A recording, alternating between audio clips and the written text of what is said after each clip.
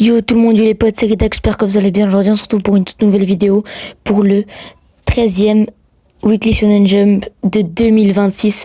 Alors j'espère que vous allez kiffer cette vidéo. Avant qu'on commence, n'hésitez pas à vous abonner, liker, commenter, partager. J'espère que vous aimez bien les pages en couleur, les lettres couleur pour les débuts de ce jump. Puis restez à l'affût. Donc déjà là, on a One Piece qui va être absent pour ce jump. Malheureusement, le petit géant, l'éternel deuxième, One Piece. Alors là, on va tout de suite passer au classement, vu que One Piece est absent. Donc, on peut voir en 12e. C'est la douche froide pour Golden Egg, il est bon dernier. La série a tenté un time skip de 3 ans récemment pour relancer l'intérêt, mais les lecteurs n'ont pas l'air de suivre. Ça sent la fin de série et c'est le numéro 18 ou 20. Mage Next Door, on entre dans la zone de danger. Mage Next Door n'arrive plus à décoller et stagne tout en bas depuis un mois dans le jump. Rester à cette place plus de 5 semaines, c'est souvent synonyme d'annulation. Croyez-moi, ce manga sera annulé.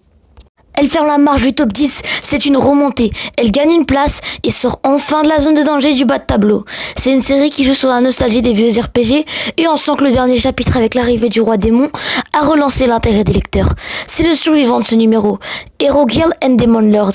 Mais malgré ça, il reste dans le trio des plus nuls. Ultimate Exorcist Kyoshi. Mesdames et messieurs, attention, signal orange pour Kyoshi. Malgré sa page couverture, qui est censée le booster d'ailleurs, il chute de 2 places par rapport au numéro 12. C'est assez rare qu'une série baisse alors qu'elle est mise en avant graphiquement. Ça montre que le public japonais est peut-être en train de décrocher sur le rythme des combats. Il va falloir réagir vite pour ce top 9, en tout cas de Ultimate Exorcist Kyoshi. Shinobi Undercover profite de sa page couleur cette semaine pour stabiliser sa position. Il était 9e la semaine dernière, donc il gagne une petite place. C'est une série qui a eu un démarrage difficile, mais l'arc actuel sur l'infiltration de l'école porte ses fruits. Pour un nouveau titre de 2025, rester dans le top 8, c'est une victoire. Imaten chute de 2 places cette semaine.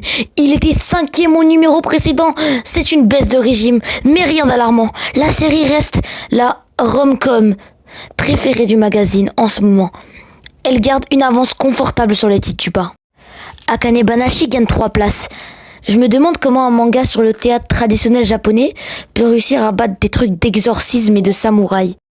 Roboko fait un bond géant et intègre le top 5. Elle gagne 4 places. C'est le gag manga increvable. Souvent quand le reste du magazine devient trop sombre ou sérieux, ça va dans l'humour absurde de Roboko. Mais genre, moi je déteste Me and Roboko, genre je vous hate. Genre c'est à cause de vous qu'il n'y a pas des élusifs samouraïs dans le classement. Kagorabachi reste au pied du podium. Il perd une petite place, il était 3e. Mais c'est uniquement parce que la nouveauté devant lui fait un carton plein. Visuellement, la série est à son apogée en ce moment. Pour beaucoup, c'est le vrai successeur de Jujutsu Kaisen. Dites-moi ce que vous en pensez en commentaire. La grosse sensation.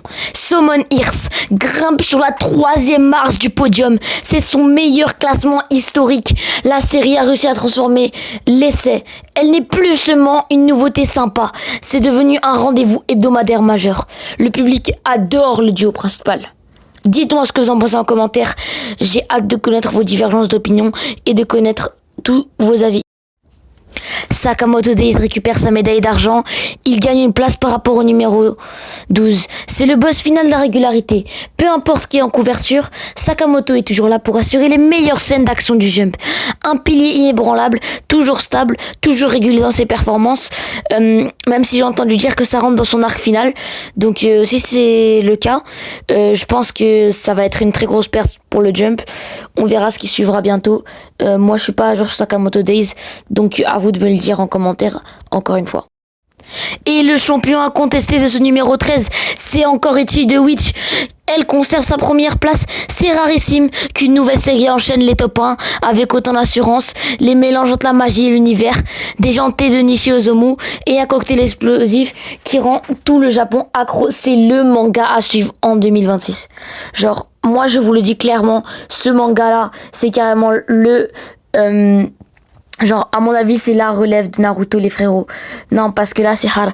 À chaque fois que One Piece finit top 2 du jump, parce que toujours l'éternel deuxième, t'as toujours Ichi de Witch en premier, même s'il est absent pour ce numéro, ce qui est très dommage. Mais moi, je vous le dis honnêtement, c'est un indétrônable phénomène. Ichi de Witch qui fait le buzz, qui casse Internet. D'ailleurs, pour ceux qui sont intéressés, au Canada, les 2 premiers tomes ne sont pas encore sortis. J'ai d'ailleurs fait la demande pour qu'il y ait un suivi.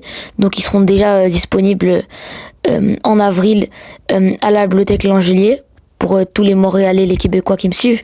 Puis pour les Français, c'est déjà chez vous. Ils sont déjà sortis en livre.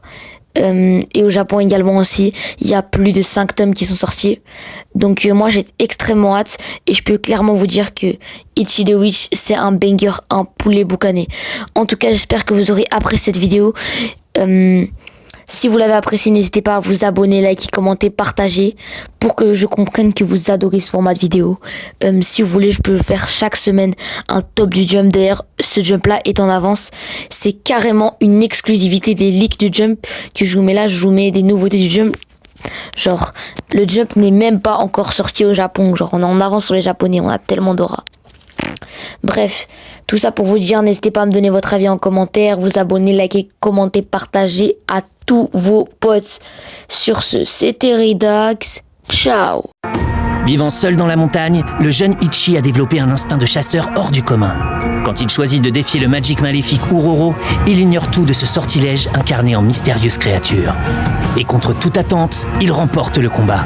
Pourtant, seules les femmes peuvent traquer les magiques et accomplir les rituels pour devenir des sorcières, maîtresses de cette magie. Alors, le premier sorcier de l'histoire peut-il contrôler un tel pouvoir ?